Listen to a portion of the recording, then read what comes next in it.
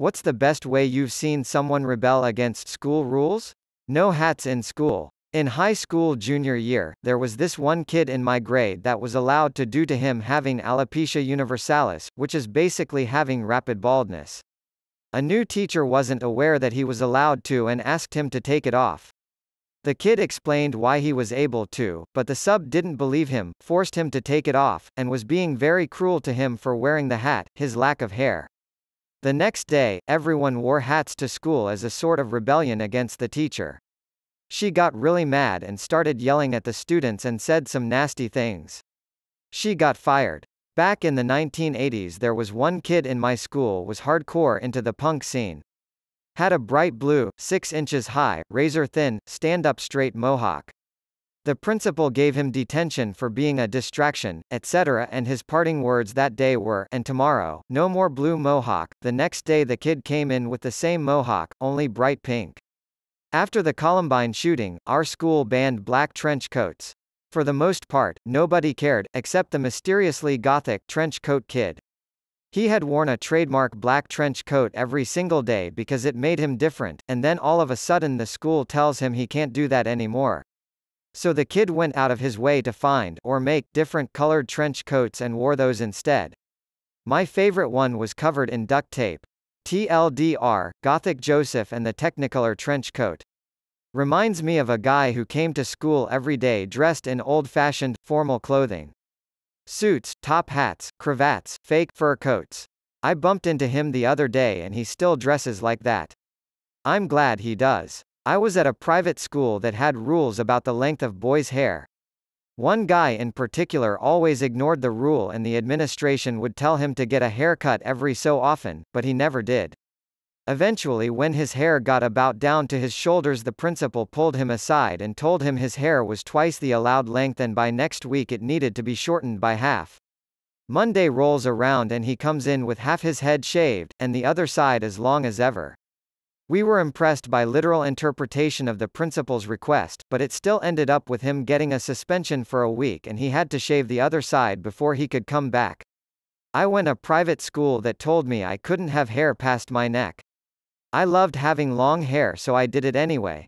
They told me my hair had to change over the weekend, so I dyed it pink, which was also against the rules. Long story short, I am no longer at that school. Senior year, my school banned jackets. A friend was cold, wore his jacket to lunch, and the VP told him to take it off. Friend pulls out the student handbook and asked where it said he couldn't wear it. VP flips for a while and ends up showing him the, or anything the administration seems disruptive, clause. Friend rolls his eyes but takes off his coat. The next day, friend comes in with the same tweed sport coat the VP wore every day. Just after the Virginia Tech shooting, when I was in high school, the administration banned backpacks, messenger bags. Purses were okay though. One guy shows up to school with a purse. They suspended him for 2 days. The next day, most of the guys showed up with purses carrying all of their things. They lifted the backpack ban. Jerk teachers are the worst. We had a substitute one day in 7th grade English and she had us make decorative name tags so she knew how to address us. She asked us to write one phrase that described us under our name X. Horse girl or health nut. One boy on the lacrosse team wrote lax bro. She asked him if that was a swear. He laughed, because it was a funny question, and said no. She took his laughing as proof that he was lying and ordered him to make a new name tag. He said no because it wasn't a swear and he was following the rules. She got so angry she called the head office to prove him wrong and surely get him a detention. The way her face fell when we heard the principal tell her through the phone that it wasn't a swear was priceless. By then she'd wasted about 20 minutes of class on this endeavor. She ignored him the rest of class but didn't skimp out on the nasty glares. Some people are far too up themselves. Last day of senior year, we started a food fight at lunch. And by food fight, I mean we drew angry faces on an orange and an apple, then faced them toward each other, made a big circle around them, and we all reacted like we were watching a fight. All the security guards ran to break up the fight, only to make their way to the middle of the circle to find 2 pieces of fruit sitting on the ground. A buddy of mine was caught messing with his phone during class. Back then, the school rules were that if you were caught, your phone was confiscated for an entire day, and you couldn't get it back until the next day. This was before smartphones, and the rules have changed since the 10 years that I graduated there. So, Buddy hands in his phone, but doesn't seem too worries about it.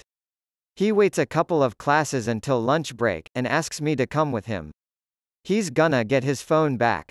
We go to the staff room, where the confiscated phones were held, and asks a teacher there if he could copy down a phone number into my phone, so he could call his dad later that day.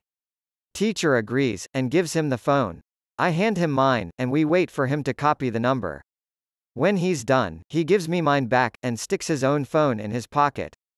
He was known as a bit of a joker, so when he jokingly said, "Well, thanks a lot, see ya," the teacher immediately laughs, tells him to stop messing about, and to give the phone back.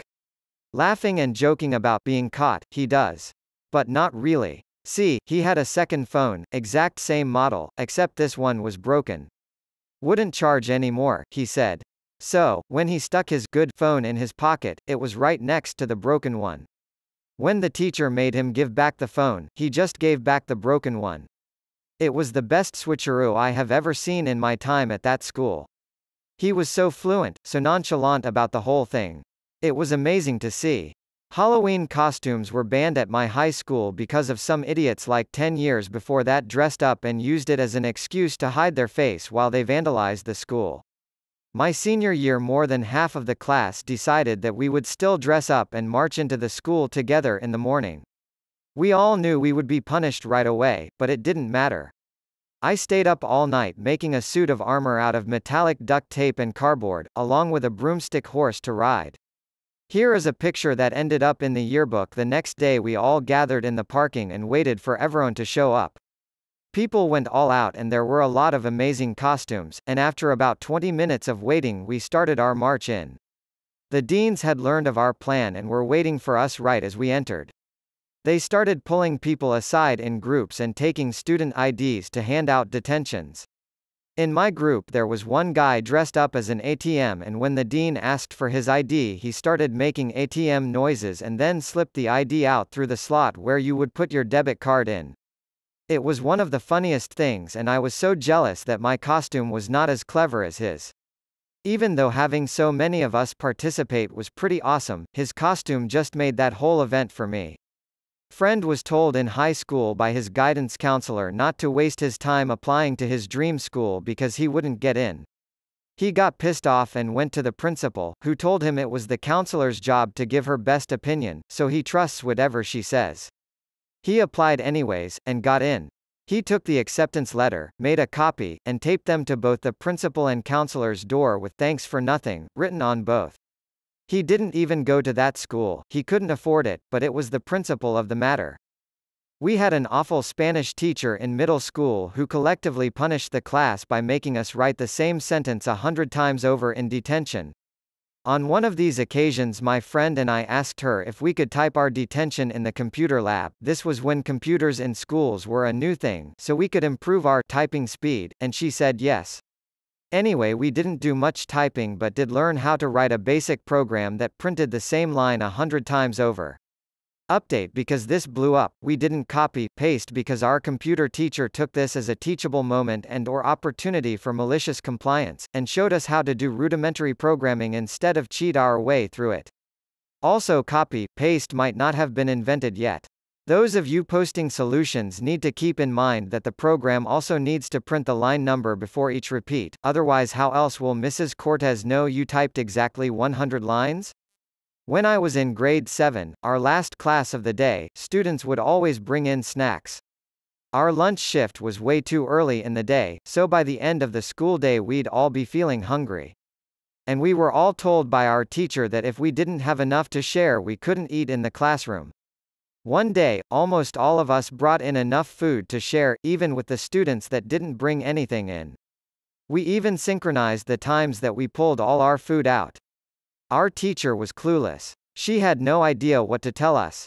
There wasn't any school-wide "no food in classrooms" rule, so she couldn't run to the principal. Finally she gave into our malicious compliance and allowed us to share food for the rest of the period. When I was in high school, there was a rule implemented that if you showed up late to school, you had to go to the front office to get a detention slip. You would then have to give it to the teacher for that period, who would then mark it down, and you were required to go to lunch detention for that day. I figured out by the third slip that literally no one cared, teachers, security, or students. So when I was subsequently late for the rest of the year, I would take out an old slip that I had from a previous detention, walk through school, give it to my teacher to mark down, then take it back to give to the lunch detention supervisor. But I never went to detention because the front office didn't have record of me being late. I was late no less than 50 times my senior year, only having been reprimanded the initial 3 times. I even told my parents about it after I had graduated, and even they agreed it was dumb and funny. Last year our school fetched in a ban on backpacks and bags in general since they were apparently a safety hazard. 2 days later some guy in my year group comes in carrying his books and pencil case in a microwave. Dude made national news. A 17-year-old student at Spalding Grammar School in the UK protested his school's ridiculous ban on bags by taking his books and supplies to class in a microwave, The Sun reported. It wasn't just a microwave, either. Jacob Ford also carried his supplies in a large wicker basket, part of a lawnmower and a saucepan, according to Spalding Today. The silent protest got him a 2-day suspension. On Thursday, I was called into the headmaster's office to discuss my document and was told that I had undermined my position by writing a serious report, only to follow it up by taking ridiculous items to school, he said, according to the paper. I was told that I had a choice to make, either to have a serious discussion about the issue or to continue my rebellious streak and force the head to take me out of circulation. Ford's mother supports his protest and said she believed in his right to free speech. What a legend, and what a dumb rule for the school to try and enforce.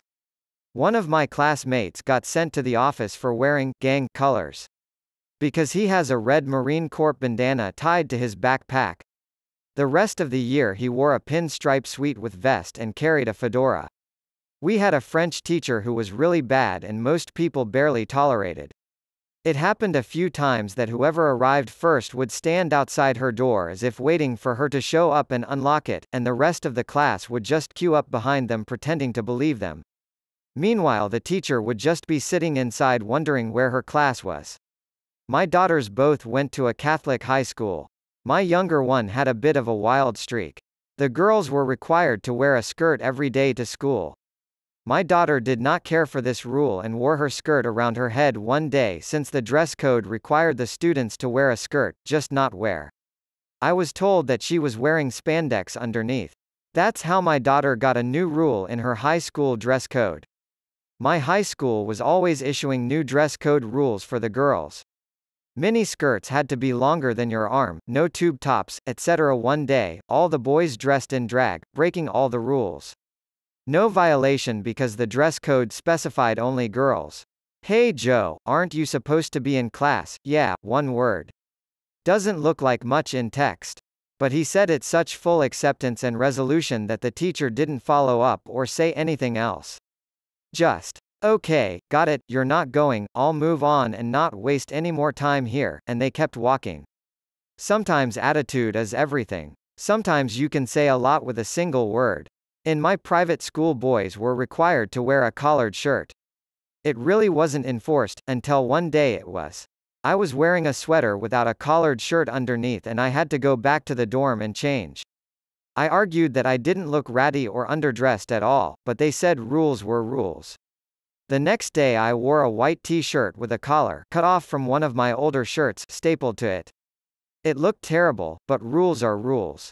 Elementary school had a ban on extreme hair colors. My brother shows up with firetruck red hair. Principal stops us both as we're entering the school and she's going off on my brother.